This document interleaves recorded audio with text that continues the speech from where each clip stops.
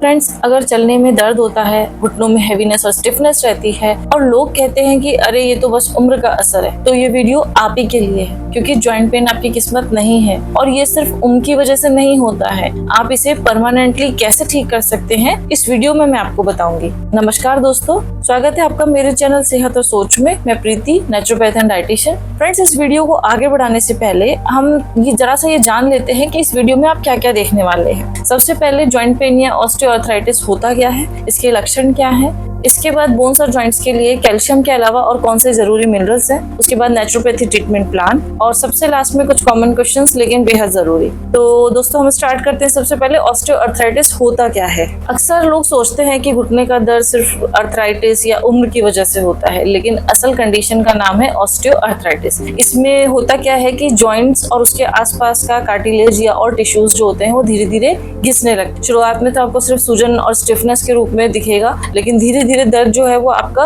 रोज का साथी बन जाता है। और ये सिर्फ ऐसा नहीं है कि सिर्फ ओल्ड एज में होता है, आजकल ये यंग मैन एंड वुमेन दोनों में, कम उम्र में भी देखने को मिलता है। तो फ्रेंड्स, अब मैं आपसे कुछ क्वेश्चंस पूछना चाहूंगी। मेरा सबसे पहला सवाल है, क्या सुबह उठते ही आपको घुटनों में जकड़न महसूस होती है? क्या देर तक खड़े रहने या चलने के बाद दर्द बढ़ जाता है? घुटने मोड़ने पर क्रैकिंग का या ग्राइंडिंग साउंड की आवाज आती है? क्या एक पैर में सूजन है आपके, या एक पैर आपका थोड़ा कमजोर लगता है? अगर हाँ, तो इसे नजरअंदाज बिल्कुल मत कीजिए, क्योंकि ये सिर्फ एज का साइन नहीं है, ये आपके जॉइंट की SOS सिग्नल है कि अब उन्हें सपोर्ट की, पोषण की और आराम की जरूरत है। और अच्छी बात यह है कि अगर आप अभी से ध्यान देंगे तो डैमेज को कम कर सकते हैं, बल्कि आप उसको रिवर्स भी कर सकते हैं। तो फ्रेंड्स, अब बात आती है ट्रीटमेंट प्लान की।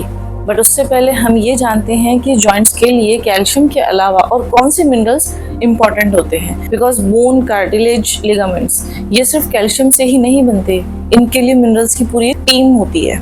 देखिए, सबसे पहला है मैग्नीशियम, जो कि आपकी मांसपेशियों को रिलैक्स करता है, क्रैम्प्स को कम करता है। ये आपको पालक, बादाम और केले से मिल सकता है। उसके बाद आता है जिंक, जो कि आपकी कार्टिलेज और लिगामेंट्स को रिपेयर करता है। ये आपको सनफ्लावर या पंपकिन सीड से मिल सकता है। फिर है सिलिका, जो कि आपकी कार्टिलेज और कनेक्टिव टिश्यूज को रिबिल्ड करता है। ये आपको खीरे से या बैम्बू शूट से मिल सकता है। उसके बाद है विटामिन K2, जो कि कैल्शियम को बोन्स तक पहुंचाता है, और ये मिलता है आपको देसी घी या फर्मेंटेड फूड से। लास्ट में है विटामिन D, जो कि आपका कैल्शियम को एब्जॉर्ब करने में मदद करता है और जो कि आपको सुबह की धूप से या मशरूम से मिल सकता है। फ्रेंड्स, अगर इनमें से आप दिन में सिर्फ 2 या 3 चीजें भी शामिल करते हैं तो आपको थोड़े ही टाइम में फर्क दिखने लगेगा।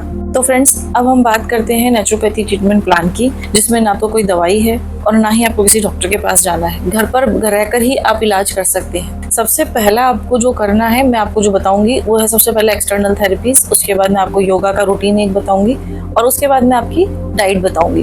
तो सबसे पहले जो एक्सटर्नल थेरेपीज जो आपको करनी है वो क्या है, आपको गुनगुने तिल का तेल में लौंग और अजवाइन डालकर उससे आपको घुटनों की मालिश करनी है। उसके बाद आपको क्या करना है, गीली मिट्टी का एक गर्म पैक बनाना है और घुटनों पर 20 मिनट के लिए रखना है। इसके बाद आपको कच्चे आलू का रस निकालकर घुटनों पे रगड़ना है। इससे होगा क्या, आपकी सूजन कम होगी। लास्ट में आपको पिसे हुए सरसों के दाने का पेस्ट बनाकर 20 मिनट के लिए उस लेप को आपको घुटनों पे लगाना है। तो ये तो हुई आपकी एक्सटर्नल थेरेपीज। अब आपको इसके बाद योगा रूटीन फॉलो करना है, जो कि 20 मिनट का है। दोस्तों, ये योगा रूटीन आप प्लीज जरूर से कीजिए अगर आपको परमानेंटली अपना जॉइंट पेन दूर करना है तो। सबसे पहला है संधि संचालन क्रिया, ये जॉइंट्स की मोबिलिटी के लिए होता है। इसके बाद आपको उत्कृष्ट आसना, चेयर पोज करना है, जो कि आपकी जांघ और घुटनों को मजबूत बनाता है। उसके बाद आपको वृक्षासना पोज करना है, ये आपकी लेग की मसल्स को स्ट्रॉन्ग बनाएगा। लास्ट में आपको पवन मुक्त आसना की सीरीज करनी है, जो आपके घुटनों में स्टिफनेस आई हुई है ये उसको दूर करेगा।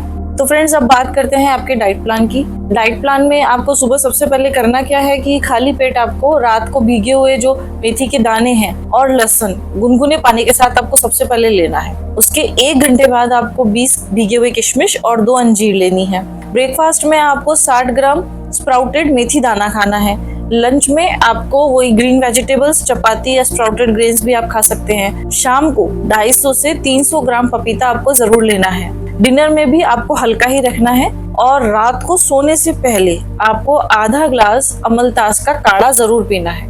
फ्रेंड्स, इस प्लान को फॉलो करने के साथ साथ आपको कुछ चीजें अवॉइड करनी है जिससे आपकी हीलिंग फास्ट हो सके। जैसे कि आपको टमाटर, गोभी, मूली, मटर, अचार, cold drinks, alcohol, refined flour, बेसन, स्मोकिंग, तेली खाना, ये सब आपको बंद करना है, ये आपको नहीं खाना है जब तक आप ट्रीटमेंट प्लान फॉलो कर रहे हैं। अब फ्रेंड्स, मुझे पता है कि आपके दिमाग में शायद कुछ सवाल आ रहे होंगे। जो लोग मेरे पास ट्रीटमेंट के लिए आते हैं उनके दिमाग में भी वही सवाल आते हैं, तो चलिए आज हम उनका जवाब ढूंढते हैं। सबसे पहला सवाल है, अर्थराइटिस और नॉर्मल पेन में फर्क क्या है? आपको कैसे पता चलेगा कि अर्थराइटिस है या नॉर्मल जॉइंट पेन है? अर्थराइटिस में परसिस्टेंट मतलब कंटिन्यूअस पेन होता है, स्टिफनेस सूजन रहती है और आपका मोशन कम हो जाता है, मतलब आप पैर को हिला विला नहीं सकते और थोड़ी बहुत क्रंच की आवाज भी आती है। दूसरा सवाल है, हीट पैक या आइस पैक हमें कब लगाना होता है? देखिए, एक्यूट इंजरी जो 6 हफ्ते तक चलती है आपकी, अगर वो है तो आप आइस पैक यूज कीजिए, लेकिन क्रॉनिक पेन है जैसे कि ऑस्टियोआर्थराइटिस में होता है तो उसके लिए आपको हॉट पैक यूज करना है। तीसरा सवाल है, डॉक्टर को कब दिखाना जरूरी है? देखिए, अगर आपका पेन कंटिन्यूअस है, जॉइंट डिफॉर्मिटी है, फंक्शन लॉस हो रहा है और सूजन एकदम से तेजी से बढ़ रहा है या आपको फीवर आ रहा है तो आपको तुरंत मेडिकल एडवाइस की जरूरत। चौथा सवाल है, वेट लॉस क्या मदद करता है जॉइंट पेन में? यस फ्रेंड्स, थोड़ा भी अगर आपका वजन कम होता है तो घुटने और हिप पर दबाव कम पड़ता है।